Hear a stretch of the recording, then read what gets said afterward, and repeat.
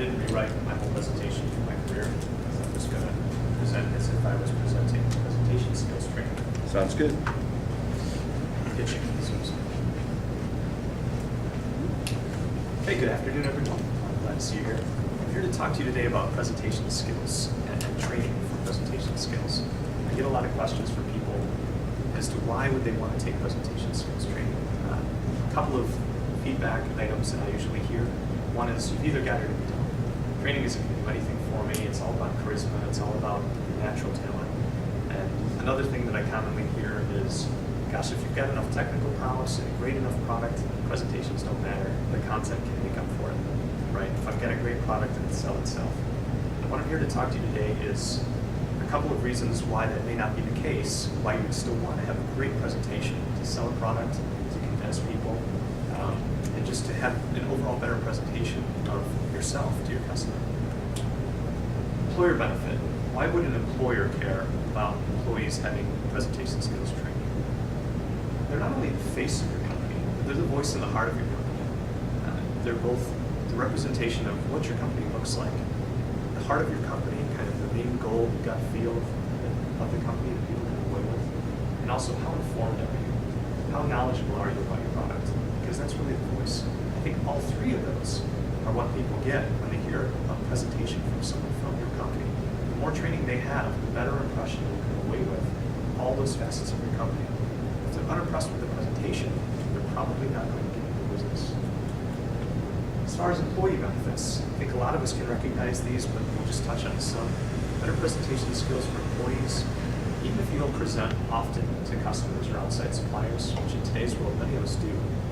Every time you talk to your boss in one-on-one, every time you're presenting status in a meeting, every time you're writing an email to someone, that's a form of presentation. And the more skills you have in presenting, the better you'll be able to represent yourself to those people, which translates into career growth, career opportunities, pay increases, just a number of other benefits across the board. What I'm going to share with you today is a few tips from some experts that may help you when you're doing your presentations, and also just some tips and resources internally for some training that we have here at Harris that help you along. Again, just to touch on, great presentations really do make a big impact across the board. Guy Kawasaki is the first one I want to talk about here. He's got what's called the 10-20-30 rule of PowerPoint. He's an entrepreneur. He does a lot of presentations. He listens to a lot of presentations. The rule that he came up with is 10 slides for a planned 20 minutes with no smaller than 30-point font. What that does is the first 10 slides of 30-point font forces you to know your material. It keeps you from being a bozo, as Guy Kawasaki would say. It forces you to be knowledgeable and to represent yourself well to the people that you're talking to. 20 minutes forces you to constrain your presentation to still have a lot of time left for questions and answers, which is when the audience can really connect with you. And it also leaves you time at the beginning and at the end for technical difficulties, which can often occur as we all know. Steve Jobs is a master of having simple, uncluttered slides. Same kind of aspect, knowing your subject material. He also does a lot of product demonstrations. A famous one is the iPhone.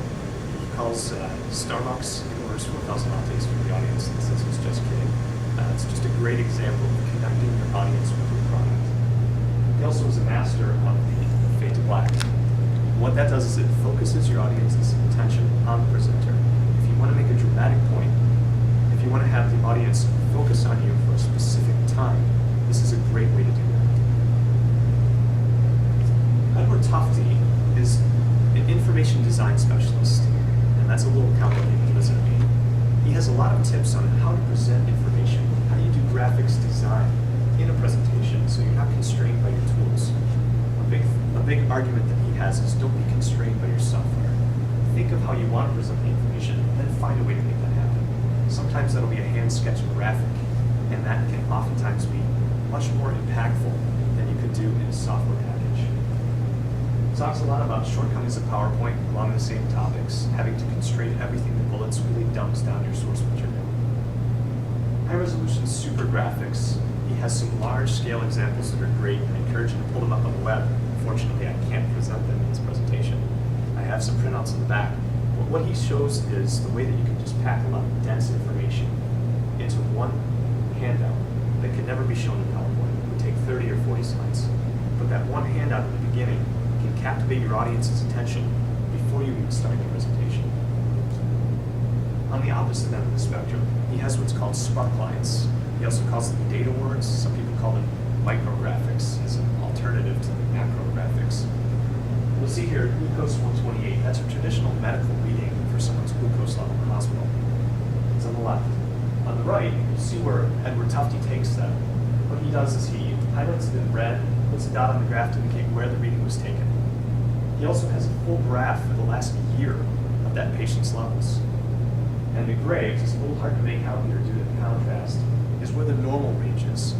So you can instantly look at that spark line and see where you've exceeded the normal ranges and the patient's levels for the last year, which if they take multiple readings a day, could literally be thousands of data points. He's captured that in a very small graph, and he's done the same with respiration and temperature. It's a really great way to present information. It's a fairly new concept that he's developed, but it's really powerful when you see it in this context.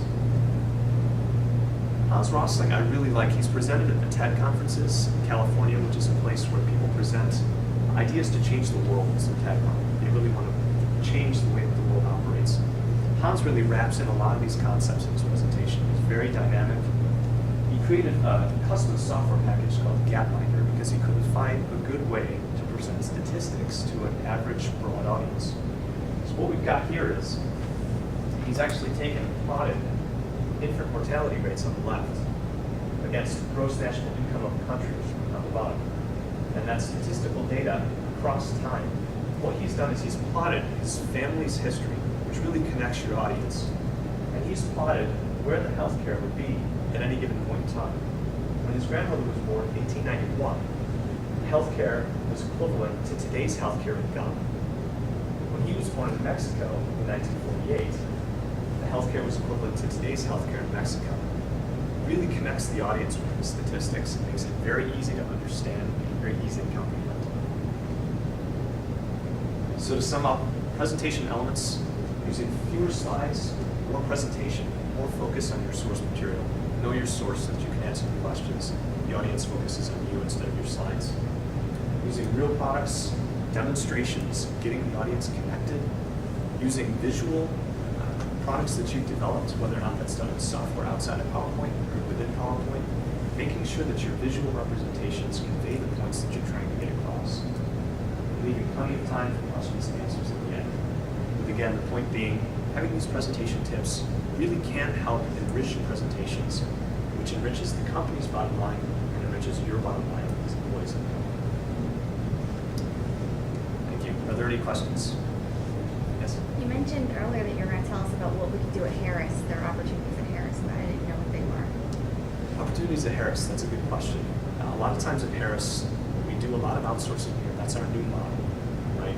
We're spending more and more money trying to outsource, trying to get more strategic suppliers, as we call them. So the more that we do that, the more we're going to need these kind of presentation skills to be able to present to our outside suppliers, to be able to pull in new suppliers. Also within the company, we've started to send more people into the field as we've deployed more for the recent war efforts. We've had a lot more people being fielded in Afghanistan, overseas, Oman, lots of these areas where we're building up our forces. So it's really important that we be able to present ourselves well to our customers who are on the ground, as well as to be able to get new business and be able to get new suppliers on board to enhance the products that we already have. Thank you very much.